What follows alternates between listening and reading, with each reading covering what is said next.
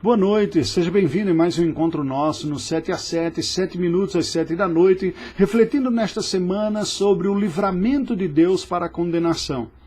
Qual foi a maneira que Deus proveu para que pecadores sejam salvos da condenação, salvos da justa manifestação da ira de Deus? Bem, Deus proveu através de Jesus Cristo a salvação. O que nós estamos vendo nesses dias é de que maneira nós recebemos a salvação. Aquelas pessoas que foram designadas, separadas por Deus para experimentá-la, de que maneira a experimentarão? A obra histórica de Jesus na cruz do Calvário foi a execução do plano de salvação.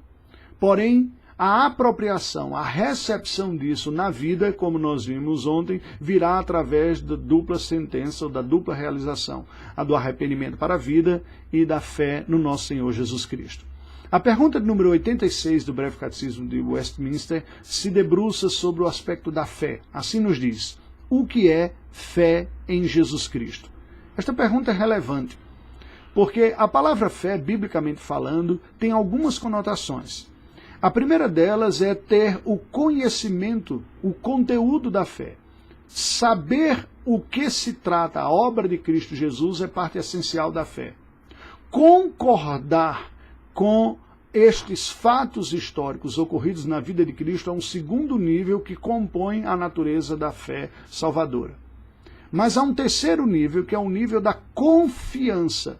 Eu não apenas conheço esse conteúdo, eu concordo que ele é verdadeiro, mas eu deposito confiança na obra do nosso Senhor Jesus Cristo. Estas são as demandas que a palavra grega para a fé nos aponta. Bem, o Breve Catecismo de Westminster responde assim a essa pergunta: fé em Jesus Cristo é uma graça salvadora, pela qual o recebemos e confiamos só nele para a salvação, como ele nos é oferecido no Evangelho. Bem, nós já vimos se o que Deus exige é fé em Cristo e arrependimento para a vida, usando os meios que Deus designou para nos apropriarmos disso, nós haveremos de desenvolver esta fé. Vejamos em primeiro lugar o que significa. Bem, primeiro ponto, é preciso entender que a fé em nosso Senhor Jesus Cristo é uma graça salvadora. Em Hebreus 10, 39 nos é dito: nós, porém, não somos dos que retrocedem para a perdição. Somos, entretanto, da fé para a conservação da alma.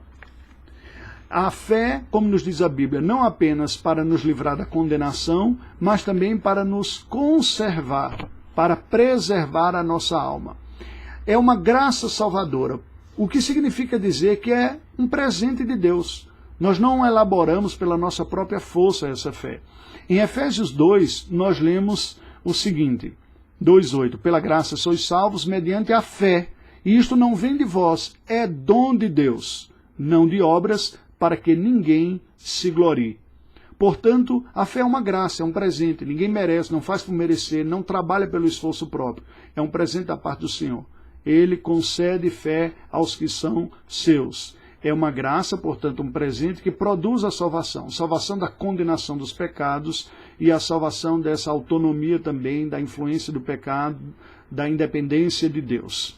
Não é apenas uma graça salvadora, mas é ela mesma, a fé, o instrumento através da qual nós recebemos a graça da salvação. É a graça manifesta a nós, salvando, mas é o instrumento através do qual recebemos o perdão. Em João capítulo 1, versículo 12, lemos: mas a todos quantos o receberam, deu-lhes o poder de serem feitos filhos de Deus, a saber, os que creem no seu nome. É-nos dado o poder, como nós já vimos, quando estudamos sobre a adoção e a justificação. Justificados, pois, mediante a fé, temos paz com Deus por intermédio de nosso Senhor Jesus Cristo.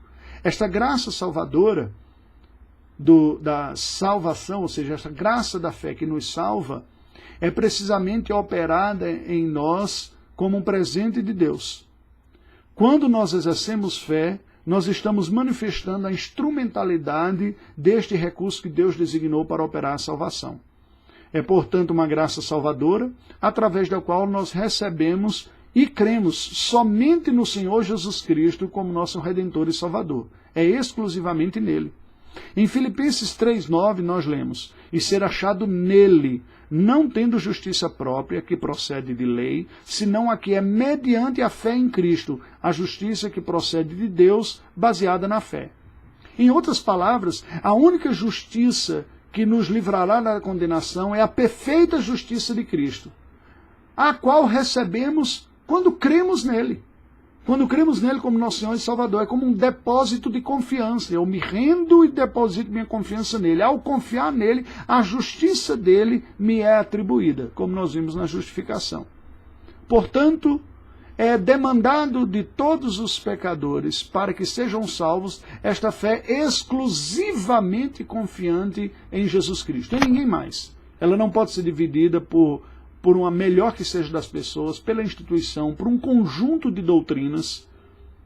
A fé tem que estar depositada na pessoa do nosso Senhor Jesus Cristo, porquanto há um só Deus e um só mediador entre Deus e os homens, Jesus Cristo, homem.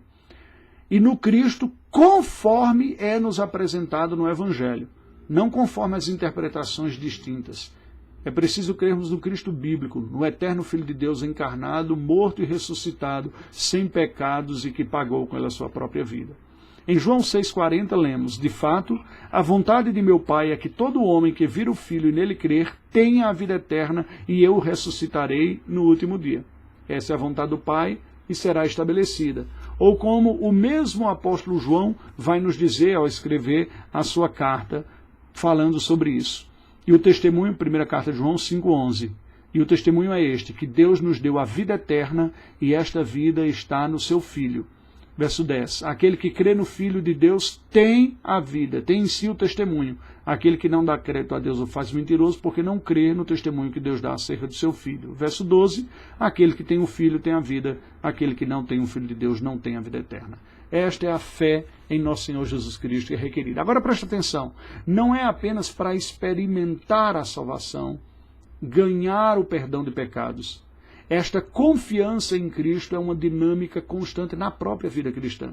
Constantemente, como cristãos, seremos assaltados por culpa, por tentações, por pecados, haveremos de confessá-los e haveremos de abraçar novamente Cristo como suficiente Redentor nosso e Salvador. Que Deus nos ajude. Oremos. Deus bendito, ajuda-nos a depender do Teu Filho, confiar no Teu Filho na obra, diariamente em nossa vida. Rogamos, Senhor Deus, que assim como naquele primeiro dia em que houve a regeneração, pusemos os nossos olhos no Teu Filho Jesus Cristo como nosso Redentor e Salvador, ajuda-nos a manter estes olhos diariamente, recorrendo a Ele para a renovação espiritual da nossa vida, para a manutenção na Tua dependência. Oramos em nome do Teu Filho. Amém. Até amanhã.